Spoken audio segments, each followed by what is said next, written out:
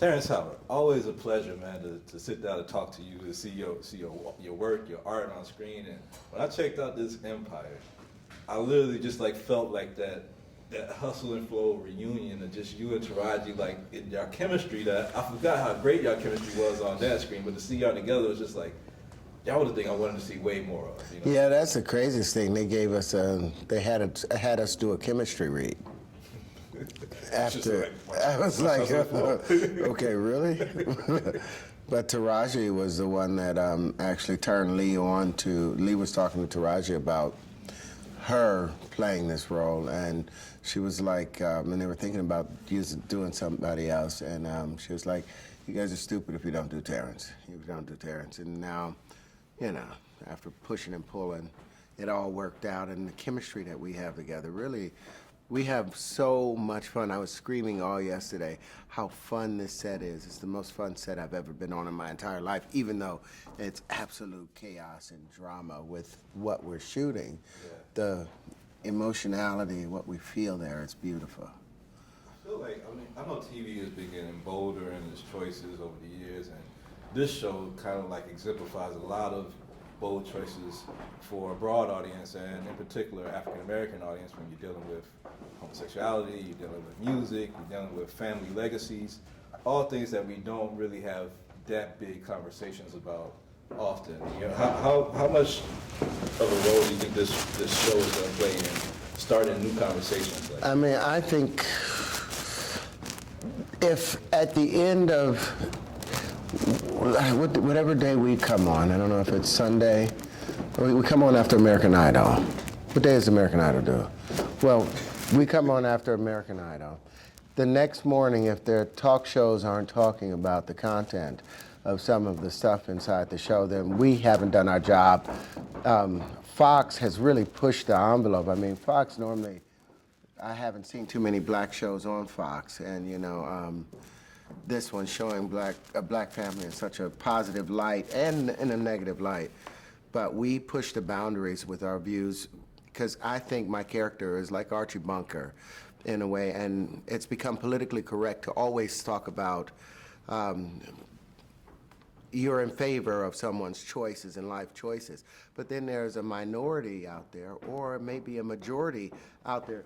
Whoever got those high heel shoes on? 86 the high heel shoes. Oh, that's upstairs. Sorry, bro.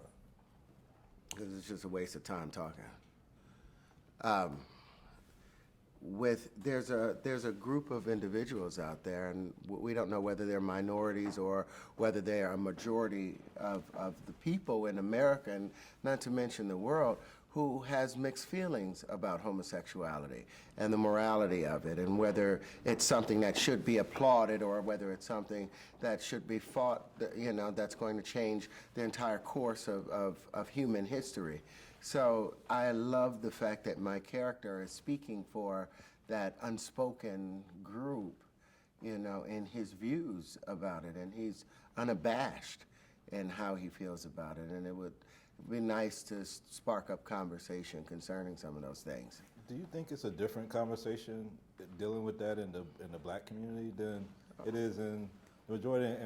And why do you think so? If so, completely. I mean, in the African American community, it's, you know, we have been emasculated to such a degree that anything that shows a man not standing up, back straight, chest out, stomach in, you know, that firm man nature, you know, becomes degrading to the individual.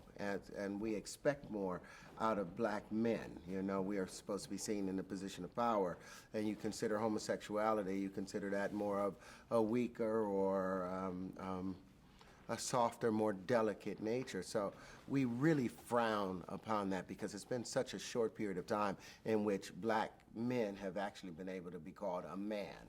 We were a boy, you know, up until pretty much near the 70s, you know, and there's still some places we still call boy.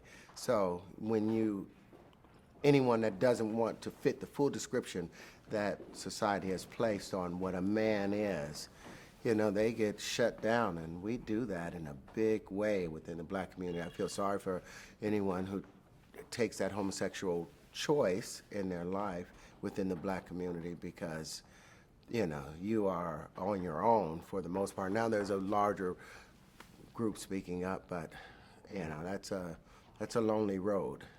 Family legacies. I mean, you look around through history, and there's been so many things with the Kennedys and the Rockefellers and this family, and now the Clintons. Maybe in the future the Obamas or what have you. But as far as shows showing that black family legacy, I think this is the first show that's really attempting to show passing down wealth and passing down this. Do you think that's an important thing for us to grasp and try to start planning for? I think it's a double-edged sword. The passing down of a legacy, because the beneficiary of that legacy never really learns the hard work, effort that it takes to gain that type of fortune. So on one hand, it's like I work my butt off to take care of my 2 grandkids now. Well, not take care of them, but to make sure that when they get older, they don't have to bust their ass the way I've had to bust my butt my whole life. My 3 kids, I work hard so that they don't have to go through what I went through. But somehow I think going through what I went through gave me the strength and the fortitude to go on and accomplish as many things that I've attempted to accomplish thus far, and to continue looking for new challenges. But it's nice for you to, like King Solomon said, a man should see some good for all his hard work, and for us to be able to gain some wealth and learn how to manage it and to maintain it and to disperse it according to need, not according to want. I think that's something that the Kennedys and some of these other families may have learned to do and pass down to their children, so they can appreciate and be able to have the wealth and pass that on to the next generation and the next generation. I think we need to learn that, but it's nice to see a black family with those kind of opportunities, a black billionaire family, but it's a lot of hardships that come with being a billionaire. Yeah, well, great show, man. I've just seen one episode, but I'm like glued and waiting for Fox to launch this so I could just binge watch all of this show and fall in love with it. I know it's going to change the game for TV and for conversations coming up in the future. I mean, it gets better. You saw the edited version of what we're doing. I hope Fox allows us to stay on the air. Wow. Because the stuff is crazy. Wow. Bravo, brother. Thank you, man. Thank you, sir.